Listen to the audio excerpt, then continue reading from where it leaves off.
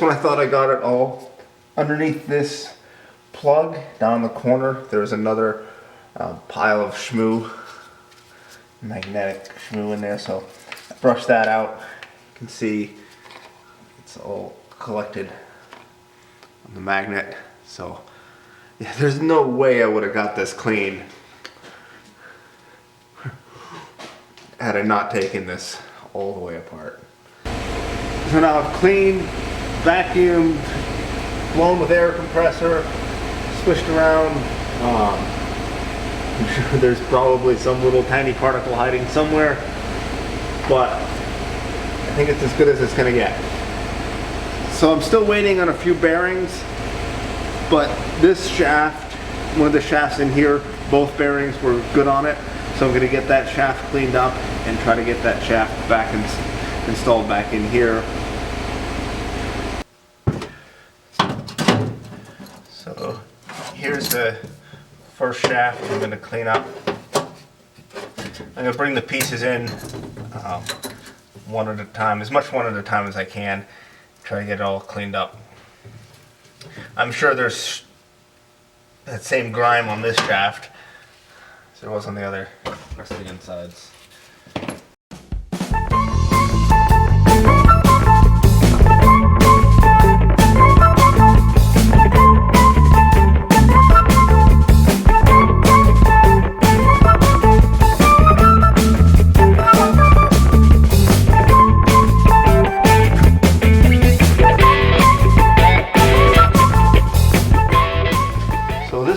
Shaft here, it's actually the second shaft after the input shaft. Both bearings were good on it, so got that cleaned up. So I'm going to install the bearing, reinstall the bearing races.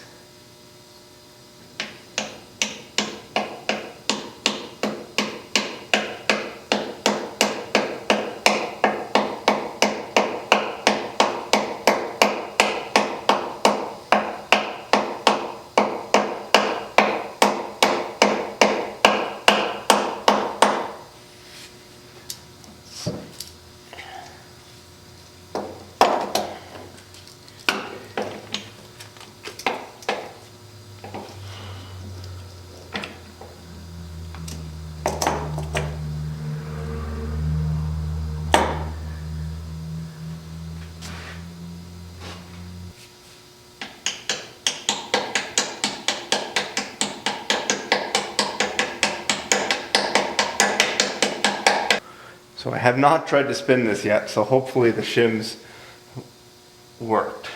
Oh, well, that's a little too tight, isn't it? So I got the shaft in without having to reshim it. These gears here need to be pushed up against the shoulder, and when I was driving it out, I had tacked on these gears, and so they had spread out. So, anyways. So once I drove these back down in, so they're sitting up against the center of the shaft. Now that seems like a good amount of backlash or play. I'm going to check with the indicator at some point. It should be 0.002 of end play, which it's close to that in one or two. There's not much there, so, and it spins freely. So I'm happy with that. So I got one shaft back in, 4 more to go. Bearings came from eBay. And then more bearings came, and more bearings, even more bearings. There's 2 in that one. More bearings,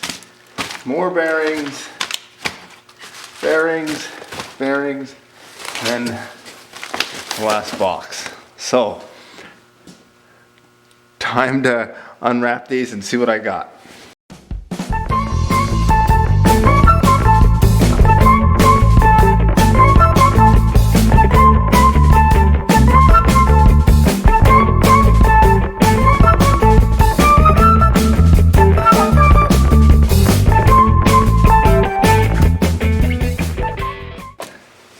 I want to Google what a Philadelphia carbon mixer looks like, because I bet this is a replacement bearing for a Philadelphia carbon mixer. I had some difficulty getting these apart This is the shift rod. Here, there's another rod that goes on the inside. And I was also wondering how it's sealed. I couldn't quite figure that out. And I realized that there's a packing on the outside. So this ring will screw and unscrew to tighten in this packing in here. So I think I'm going to leave that packing. It didn't seem to leak before. But yeah, if you're having trouble taking out your shift levers, you can loosen up this. If someone else is replacing bearings in their Monarch lathe, you need to put in this bearing race before you put in the shaft, because it hits the gears and doesn't go in. So yeah, so bearing races in first. Probably you should put in all the bearing races first and then all the shafts, because that's the order it comes apart, is you take out the shafts and then you knock out the bearing races. I got my first dud bearing from eBay. Most of them said new old stock. I can't remember what the description of this one said, but you can see it's got some good pits there. It was the best one. Yeah. There, that's damaged. The face is all this pitting on it. Yeah, look at that. So this is a used bearing that somebody tried to resell on eBay. So this was the bearing that I was going to replace with the dud one I got from eBay. See that scoring there? And the pitting, and there's, you can't see it, but I can't point to it. There's some bronze flakes embedded into it, and the whole thing is just generally rough. Actually, I'm not sure which one is better. This one, there's more, the pits are more spread out, but they're not as deep. So either way, I gotta go do some more searching. So it's hard to get a good angle on this, but when I was driving out the bearing, I upset this just a little bit along the edge of where the bearing seats. So I got myself a baby file. I've just been running along here to try to take off those high spots. So I'm really not taking off much. I'm just trying to stay up on that edge, because I want that rolled over place to be removed, so the bearing has a flat surface to sit up against. So what I was trying to get rid of were things like this. You can see I dinged it there and it upset just a little bit. The rest of it's pretty good. There's another one, down here. But that looks like a good even surface now for that bearing to sit up against.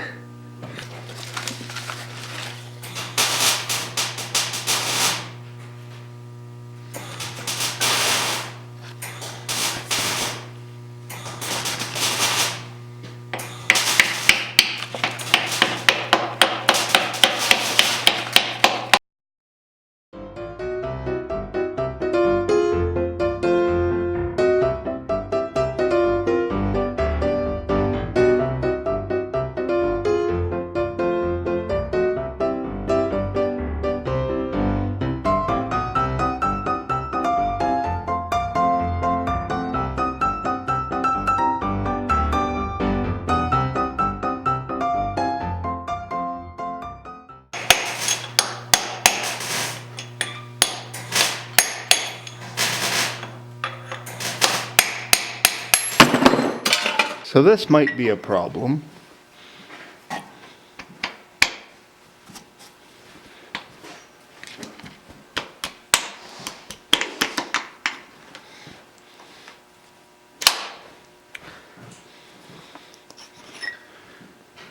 This is a Timken 522, and so is the other one.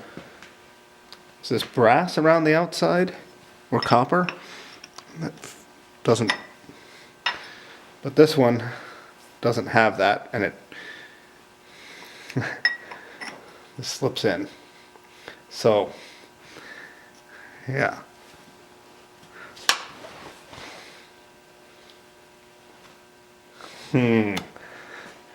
So there's some signs of damage to this bore. there's these weird lines here and those marks, which might be stake marks all the way around. And the new bearing I got just falls into here, and you can put it in and out by hand, which is obviously no good. So the old bearing is about 2/1000 bigger and has a copper coating on the outside. So this is the old bearing and this is the new bearing, and this bearing measures about 2/1000 bigger than this one and has that copper coating around the outside. So I think this is an oversized bearing. I'm gonna have to do some research and see if I can get an oversized bearing. If not, I can probably do something to get this one installed and not spinning, but depending on how much it costs, I'd rather get one with a, factory done. So after doing some searching online, I have not been able to find out any information about this copper coating that's making this bearing oversized. So I'm going to have to come up with a different plan for getting the new bearing race in. The first thing I'm going to do is to mic the inside of here so I can figure out what size I need to shoot for. Like that other one is measuring 2/1000 big or so, but I want to make sure that that's the right amount.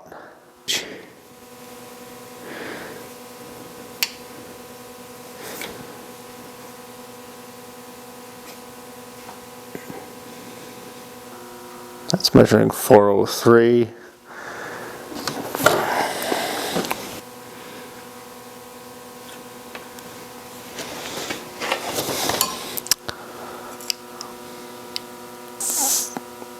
Yeah, 402, 403. So pretty much what I measured on the bearing. So if I can get a 2/1000 shim or a 1/1000 shim, 2/1000 on each side in here, that would be just about perfect. So this shaft is the main input shaft, and it's a little bit tricky to get out. This shaft slides through the middle, and it's what activates the clutch and the brake. And in here there's a keyway, so it attaches this outer thing to there. Now the trouble is that keyway, or the key, is held in so it doesn't slide out by set screws which go through the key. Where's the key? Here's the key. It has two, let me get that in focus. So the key has holes in it that are threaded, and then it's got set screws that go through those holes into the main shaft. So that took me a while to figure out, because when this key is in here, it means that you can't slide this shaft out through the bearings, obviously.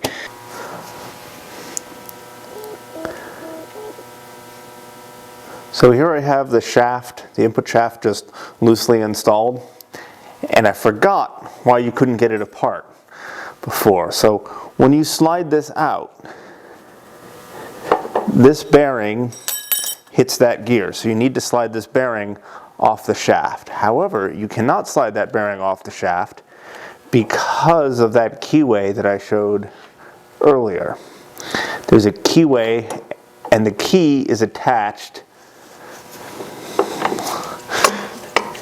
And the key is attached in here.